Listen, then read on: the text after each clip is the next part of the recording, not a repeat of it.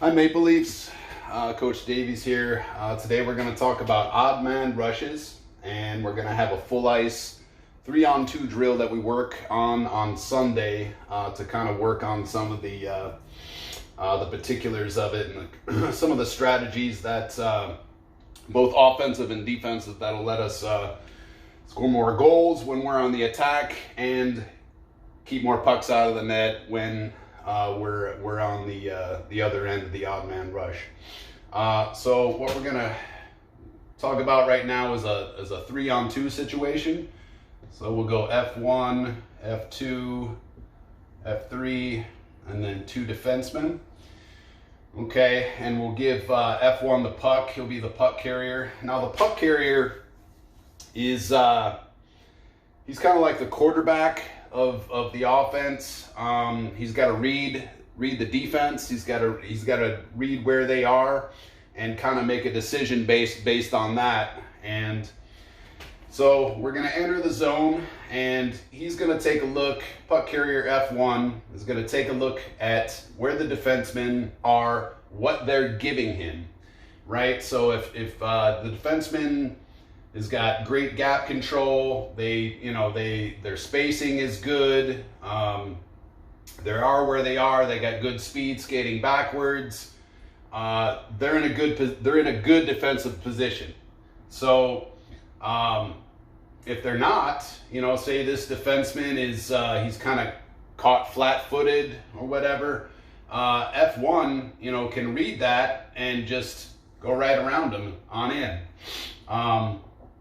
So the puck carrier said, like the quarterback, he really has to read the play and decide what the best course of action is.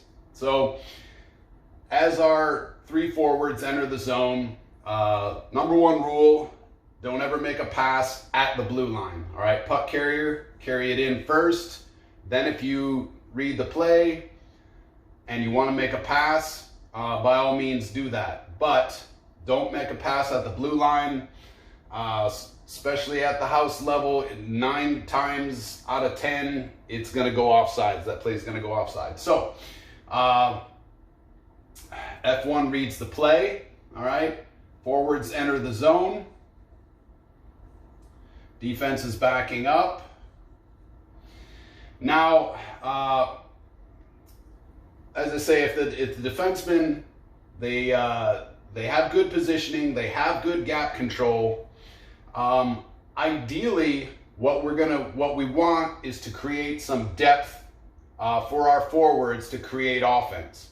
Because if they stay in this straight line, they're doing the defenseman's job for them. The defenseman's got them covered, and they're in great defensive positioning, and there's not much that the forwards can do as far as getting to the net and generating offense, generating rebounds. So we'll say from the standpoint, the defense is in great position. F1 reads that. What we want to have happen is a triangle, right? We want 2 of our forwards at the net, 1 up high taking a shot and then crashing the net, and these 2 guys here for a rebound. All right, so if F1 reads that these 2 defensemen are in great position, we're going to send F2 to the net, F3 to the net. You can either go around this defenseman or through the middle.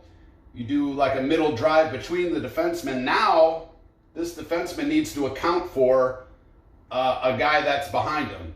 Now, he doesn't have the puck, but he still needs to account for that. So he's either going to pull off of F1 and go cover this guy, which will leave F1 with more skating room and more room to make a pass or a play.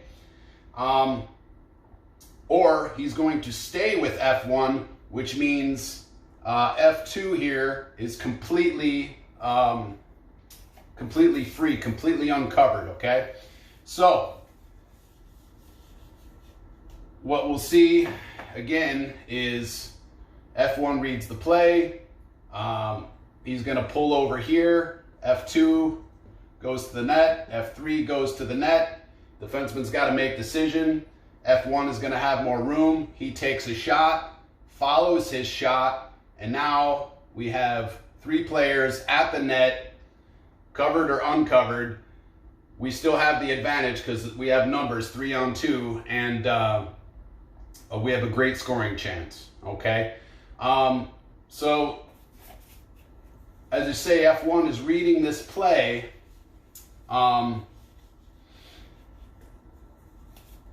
This is one strategy to do if the defensemen are in position and they're reading the play correctly.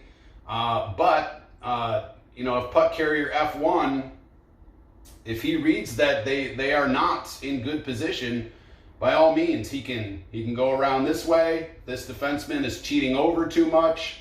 F1 can go this way, and whatever he decides to do, F2 and F3 go to the net. In either case, and that's just a good strategy for creating more offense. And like I say, ideally, what we want to have happen over the course of that odd man rush is to create a triangle. So we got F2 here, F3 here, F1 taking the shot, and following the shot, try to get a rebound.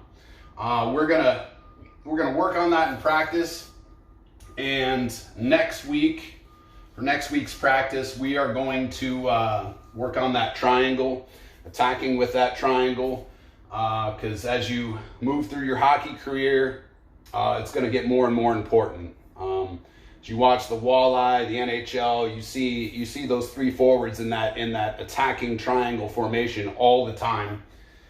So look at it next time you watch a hockey game. Another odd man rush, the 2-on-1, right? So obviously we got 1 defenseman, we got F1, F2. Okay, F1's going to be our puck carrier. Again, do not make a pass at the blue line. Even at the all-star travel level, those plays go offside more often than not. So carry it into the zone. All right, let's go a little deeper here. We got F1, F2 here. All right, so defensively, our defenseman is trying to play the pass, right? Our team is lucky enough to have a great goalie, and that goalie is always going to play the shooter, okay?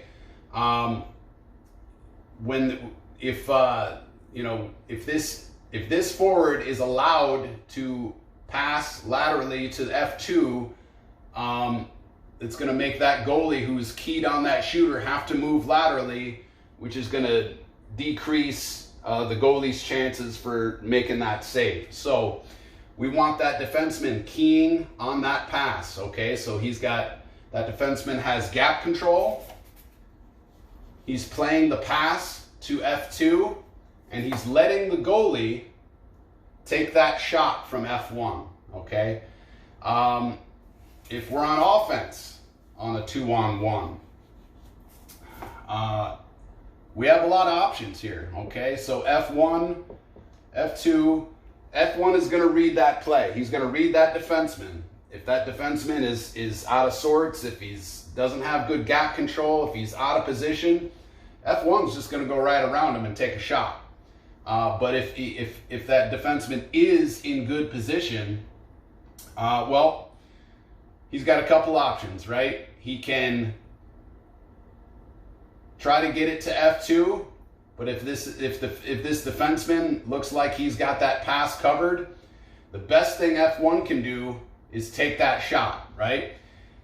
And take that shot low, because you bounce it off the goalie's leg pad, F2 is coming hard, and he's going to be right there for a rebound, okay?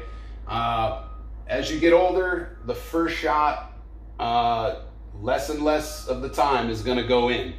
Rebounds are where the goals are scored. And one of the things that you can do on a 2-on-1 is not even try to score on that first shot. You see guys in the NHL do it all the time. They'll actually make a pass to F2 off of the goalie's leg pads. If you shoot it high, that's not going to happen. So shoot it low, bounce it off that goalie's leg pads. Almost impossible for the goalie to corral that rebound off of the leg pad. And F2 right here for a rebound, goal. Okay, that's about it. We'll drill it on Sunday, and we'll see you later, Maple Leafs. Bye.